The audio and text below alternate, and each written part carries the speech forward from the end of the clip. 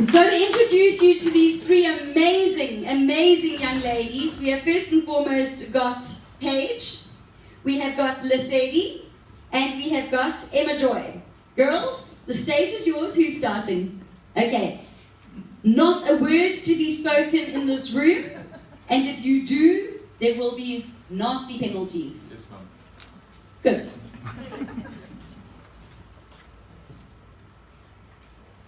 Hello, I'm Paige. I've been canyoning in Utah, snowboarding in Italy, and I've clipped into the notorious plank walk in the sky on China's Mount Hushan. Hi, I'm Lesedi. I've hiked, I've canoed, I've been on bicycle tours, rock climbing, quad biking, jet ski riding, tubing, snorkeling in Seychelles, and I've dived with sharks. I'm Emma Joy. I've rafted, been sailing, I've camped rough in the bush, and I've ridden my bicycle through the big game country. In fact, I'm still ticking new boxes almost every day.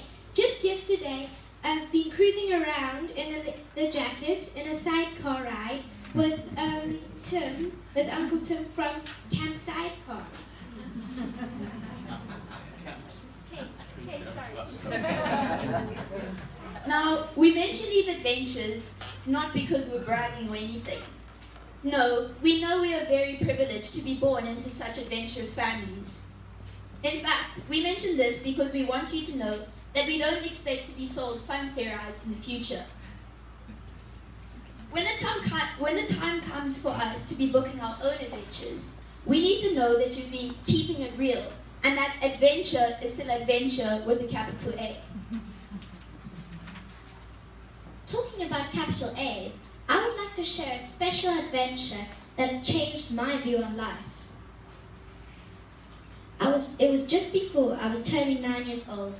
My dad decided that we need to do a family cycle trip in Botswana, one of his favorite places to visit. So there we set off on our bicycles from Maun to Sakupa, a 365-kilometer journey. My dad and I had panniers on our bikes, and my brother, Ashley, was behind my mom in a tandem. We camped in the bush and cycled the Ubuntu way.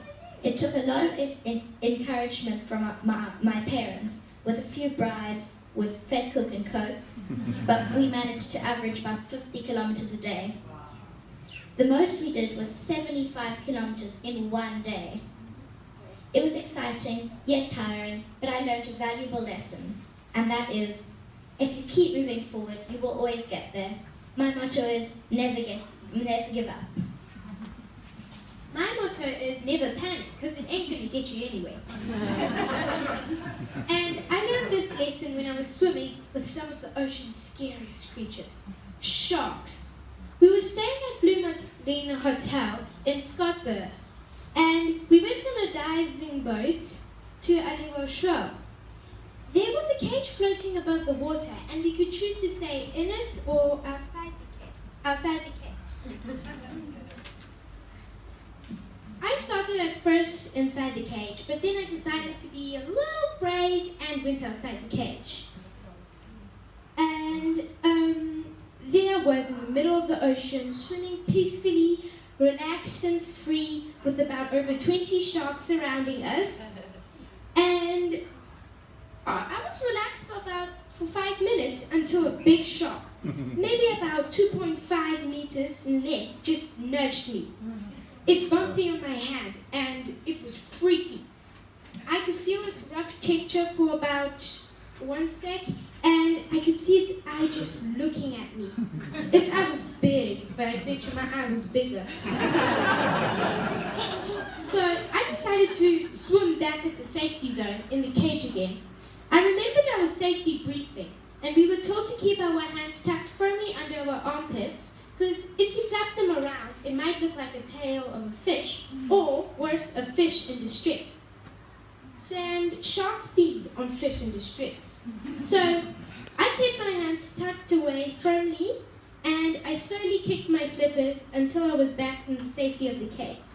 I was quite proud of myself for not panicking or shouting for help. Joy and Mercedes talk about their life mottos, I think about kids in my age group who also love to post Instagram posts with inspirational captions. These they typically find on the internet. The difference with these two is that their mottos are built around life experiences. That is totally different to digital experiences. What they have gained is resilience. Resilience is like having a six-pack. It makes you solid. It doesn't matter what low blows life deals you later. When you have resilience, you can overcome adversity. My own resilience came from an adventure that I had been looking forward to for ages. We finally got to go snowboarding in Italy earlier last year. It was going to be my first time at snowboarding. My personal instructor was a bit gung-ho, and I think he can be considered as a pirate operator, because I've never heard of a Swazi snowboarding instructor. But who can argue with their father?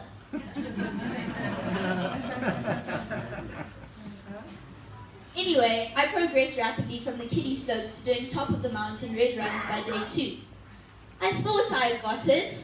I thought I was carving like a pro. Then, in the last 10 minutes of the day, I caught a front edge and went down hard. Damn, broken wrist. My dad fancies himself as a first aider. We didn't go to a hospital. He just split me and bandaged me up with a few cataflams for the pain. So, day 3, we went out again. I had no option. Carpe diem, seize the day. After all, us Africans don't see the snow very often. Day 4, I went down hard again and broke the other wrist. Now, you may imagine that having 2 broken wrists is a little bit awkward. Bathing, going to the toilet, even eating was a bit difficult. But the hardest thing was on day 5, 6, and 7, and that was to push myself upright again and again on my snowboard. My learning from this, and I want you to learn something as well, and that is, don't hire pirate guides or pirate instructors.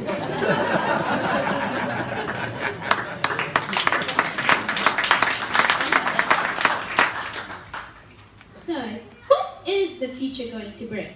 One thing I know is nothing will be the same. Things are going so fast that already things we know today will be out of date by tomorrow. It's nice to see you all sitting here. It's like you're sitting in school. You probably thought that you had finished school, but to live in the future, you need to keep learning every day. I don't expect to ever finish school. I want to keep on learning my whole life. And to do that, I can't have any comfort zones.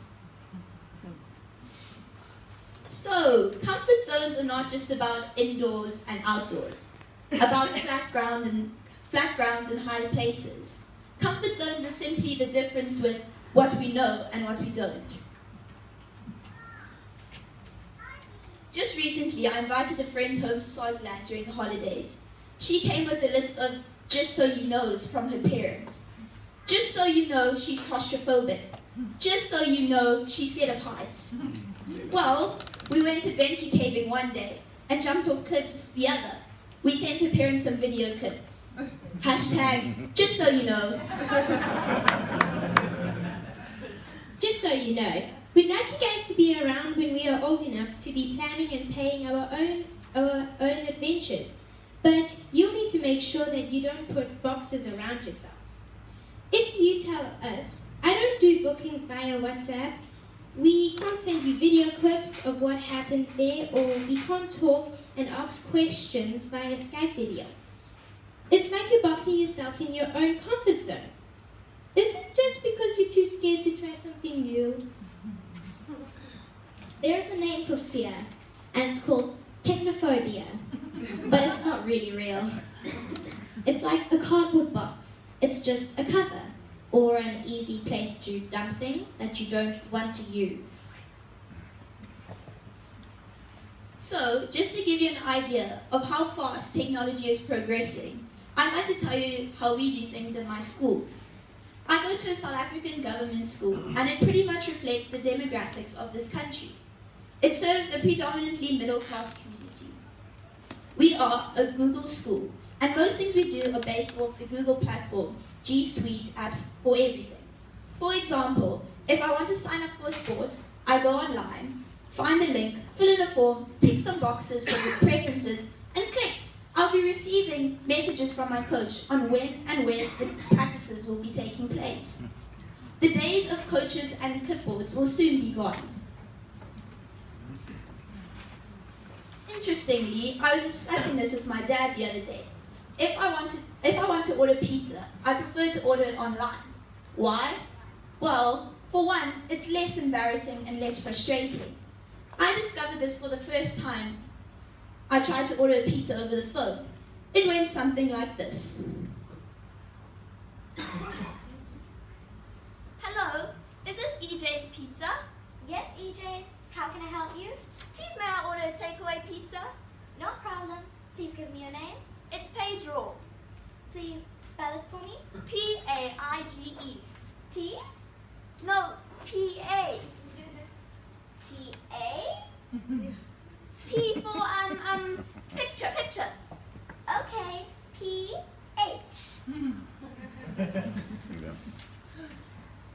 Well, it was painful and embarrassing.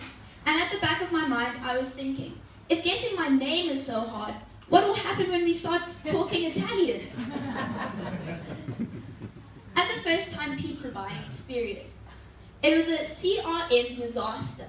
And in fact, when a few nights later it was time to order pizza again, I almost refused to do it. This time, however, we used the Domino's Pizza app. Like, wow! Not only was it clear and straightforward, with just a couple of clicks, we could track down the delivery online until the guy actually knocked at our door. Now, the sad thing is EJ's makes delicious artisan pizzas, and despite the awesome app, Domino's Pizza was a mass-produced disappointment.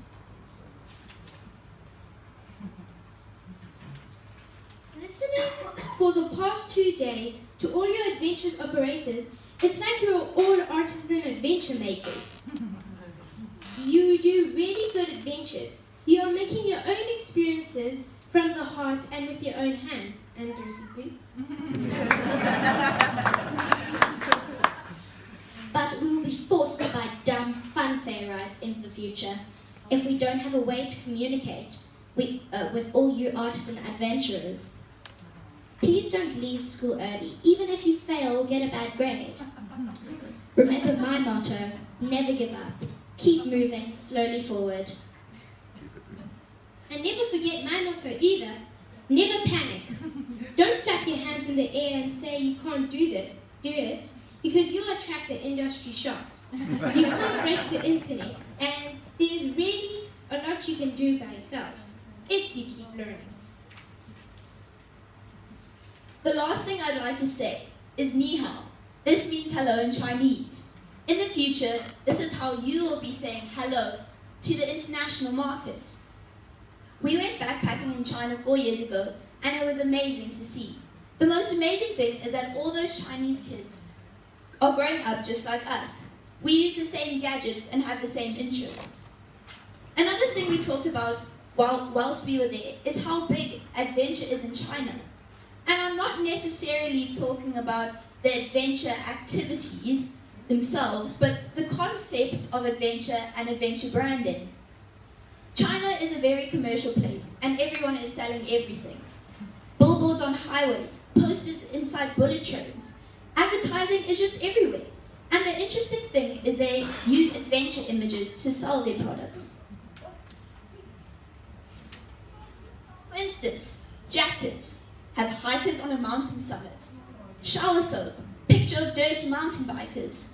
Air freshener, zipline picture. And toilet paper, bungee jumping.